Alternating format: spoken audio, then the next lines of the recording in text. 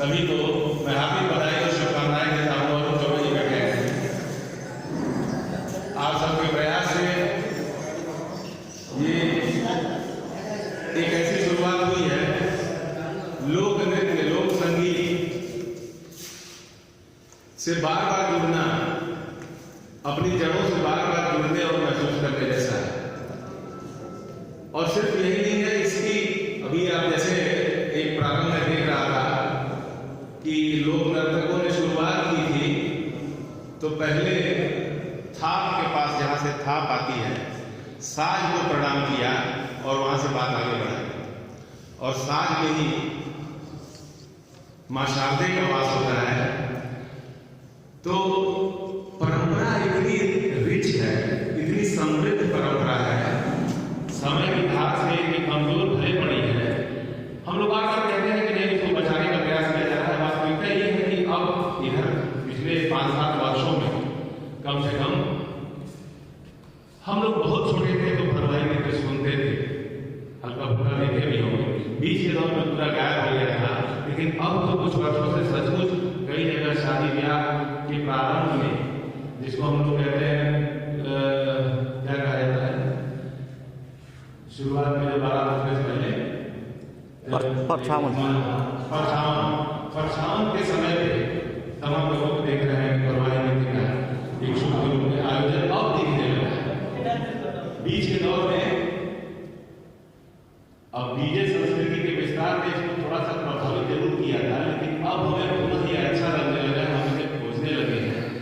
और दुलारी देवी संस्थान और अमित मेरी समझ से परवाई पे सब बातें कैसे विलुप्त हो रही है, कैसे इसका संरक्षण किया जा सकता है, इसमें बहुत सी बातें हुई मुझे। लेकिन श्री गुप्ता जी की एक बात मुझे बहुत बुरी दी कि बुद्ध ने कहा था ये संसार दुखालय है, और दुखालय को सुखालय में बदलने के लिए लोक संस्कृति भी एक इसका रास्ता है, जिसके माध्यम से हम लोग निश्चित रूप से आनंद की अनुभूति कर सकते थे।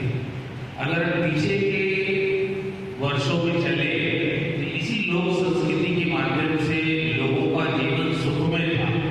आज जो यूट्यूब का चलन और फेसबुक का चलन जो चल रहा है, दिन भर हम सारे लोग रील को ऊपर नीचे करते हैं और थोड़ी देर में माइंड एकदम अपसेट टाइप का हो जाता है। ये तो बहुत हो गया यार। लेकिन लोक संस्कृति जब होती थी गाँव में, हम लोग भी जब छोटे थे गाँव में जाते थे, और ये परवाही, मैं भी बगल में महाराज जनपद का रहने वाला हूँ, हम लोगों ने परवाही अपने छोटे समय में जब हम लोग पढ़ते थे तो गाँव में देखे थे। और कम से कम 30 साल बाद आज ये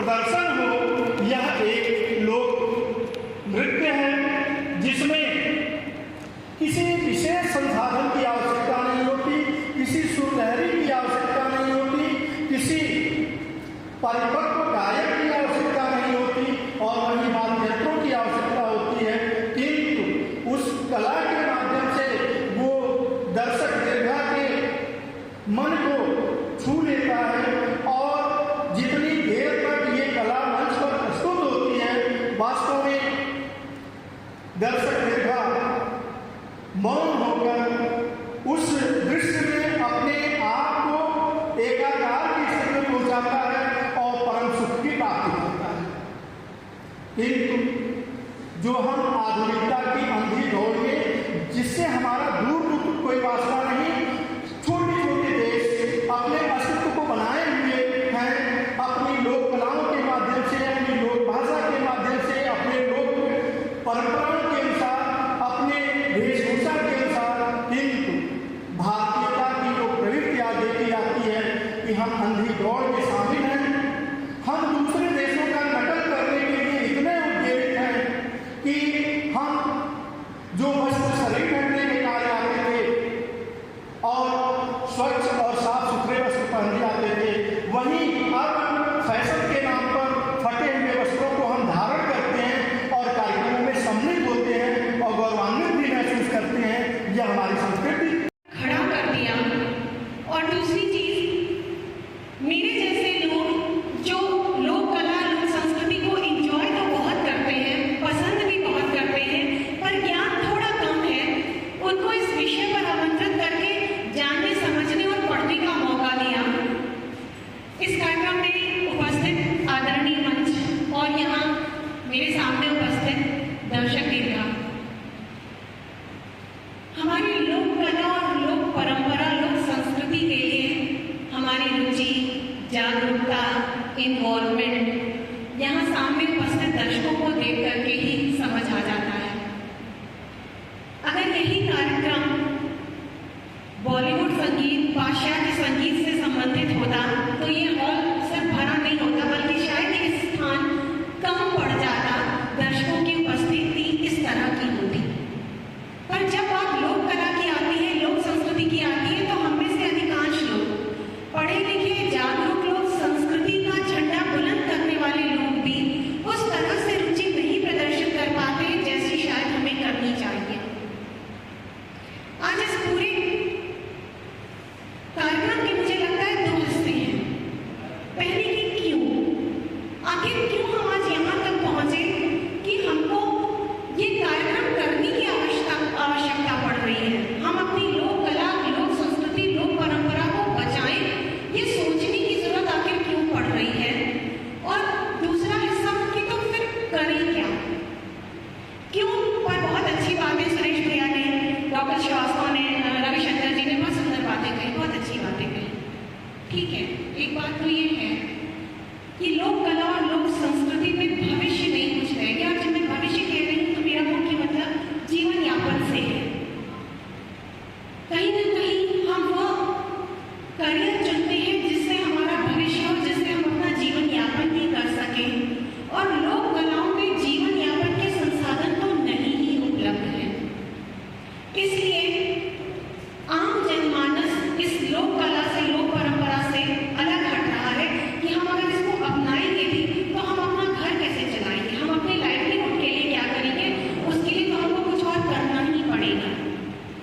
पाश्चात्य संस्कृति, अपनी जड़ों से कटना, ये सब बातें एकदम सही हैं। पर एक और बात है जो बार बार मुझे हॉन्ट करती है। अभी इन परिस्थितियों में आप सबने देखा होगा, एक विशेष तरह का परिधान, एक विशेष तरह की वेशभूषा, धोती और गमछा बहुत महत्व रखते हैं। और हम पूर्वांचल वाले इन दोनों चीजों से भली भांति परिचित हैं। हम पूर्वांचल वालों की संस्कृति का एक अभिन्न अंग धोती और गमछा हुआ करता था। पर जब हम थोड़ा पढ़ लिख जाते हैं तो सबसे पहले हम क्या छोड़ते हैं? अपनी वेशभूषा, अपना खान पान, अपनी बोली, ये तीन चीजों का परित्याग हम सबसे पहले करते हैं, जिसमें वेशभूषा सबसे पहले आती है। ठीक बात है,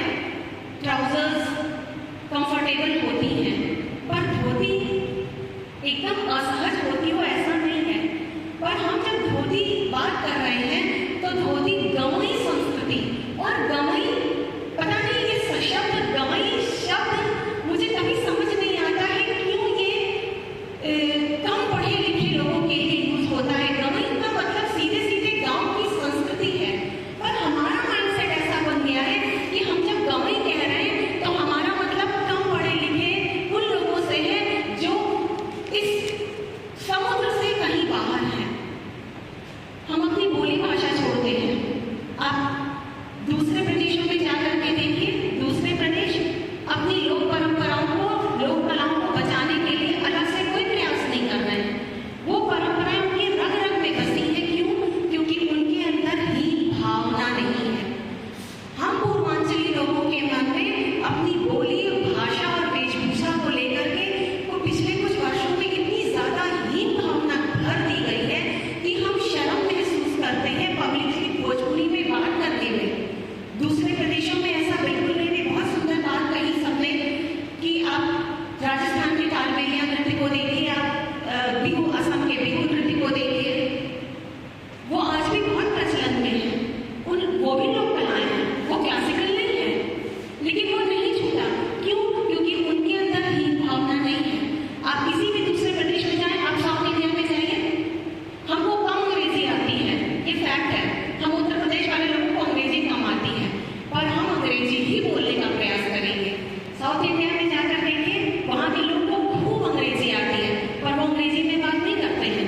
तमिलनाडु वाले तमिल में बात करेंगे, केरल वाले मलयालम में बात करेंगे, क्या कहते हैं, कर्नाटक वाले कन्नड़ में बात करेंगे, और हम अंग्रेजी बोलेंगे। 3/4 गलत अंग्रेजी बोलेंगे। क्यों? हम अपनी भाषा का सम्मान नहीं कर पा रहे हैं। अगर हमको अपनी लोक कलाएं, लोक संस्कृतियां बचानी है तो सबसे पहले हमको ये सम्मान का भाव अपने अंदर लाना पड़ेगा।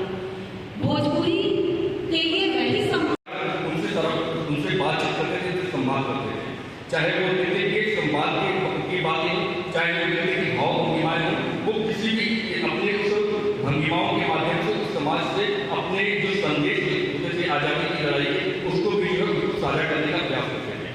वास्तव में अगर देखा जाए कि हर फरवरी केवल एक नृत्य का केवल एक माध्यम नहीं है, ये हमारे जीवन का एक बहुत ही अभिन्न अंग है। कहीं ना कहीं इसके साथ जब आप जुड़ते हैं तो आप देख रहे हो कितनी जो इसका जो डांस का जो फॉर्म है, जो रिदम है, ये नगाड़े की जो टंकार चल रही है, फिर एक तरफ जो है कमर पे घुंघरू वाले हुए, तो घुंघरू को कोई छोटे बड़े घुंघरू नहीं है। घुंघरू की आप जो देख रहे हैं, अगर उसको तोला जाए लगभग मुझे लगता है 5 से 10 किलो का पूरा एक वजन है। उसको जो कमर पे बांध कर उसकी जो है जो लय, थाप और रिदम के साथ उसको पूरा बैलेंस बना के, और उसमें जो गति और स्पीड है वो अपने आप में बहुत अद्भुत है। उन सबको एक साथ संयोजित करना अपने आप में बहुत बड़ी कला है। हमारी जो परंपराएं हैं, कहीं ना कहीं आज जो सोशल मीडिया का जो दौर समय चल रहा है, उसमें हमारी जो है संस्कृति कहीं ना कहीं विलुप्त हो रही है। लेकिन मैं सरकार को भी साधुवाद दूंगा कि जिस तरह से जो है एक आयोजन के सहयोग के तौर पर उत्तर प्रदेश क्षेत्र जो सांस्कृतिक विभाग है और संस्कृति मंत्रालय भी इस क्षेत्र में इस कला को संयोजित करने के लिए, समृद्ध करने के लिए लगातार जो है समाज की ऐसी संस्थाओं के साथ मिलजुल कर इस कला को संरक्षित करने का प्रयास कर रहा है। बहुत ही बधाई के पात्र है। और मैं चाहूँगी कि आप सब कहीं न कहीं जब भी तो आप देख रहे बहुत तेजी से बदल रहा है, कहीं न कहीं जब इस संस्थाएं भी आगे आकर संरक्षित कर रहे हैं। आज का आप देख रहे शादी विवाहों में भी जो है आज समाज के लोग उनको अपने आंगन में बुलाकर इस कला को संरक्षित करने का प्रयास कर रहे हैं। एक दायित्व और जिम्मेदारी ये भी बड़ी आती है कि कहीं न कहीं जो इसको शैक्षणिक संस्थानों से भी जोड़ा जाए इस विषय को, और जो युवा वर्ग है, जो हमारे जो इसके जो उत्साह अगर मैं कहूँ इसके जो दूर लोग हैं, उनकी जिम्मेदारी होती है कि भगवान बुद्ध ने कहा कि दुख है इस संपूर्ण सृष्टि में दुख ही दुख है, और दुख का निवारण जो है अष्टांग योग के द्वारा 8 बातों के द्वारा दुख करने का उपाय है। तो संसार में दुख है, उस दुख में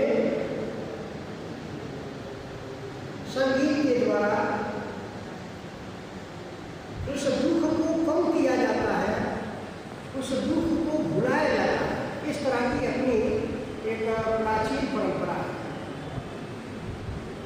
इसलिए भारतीय संस्कृति में तीनों प्रकार का वादन, गायन, नृत्य, ये तीनों की विधा जो है प्रचलित है।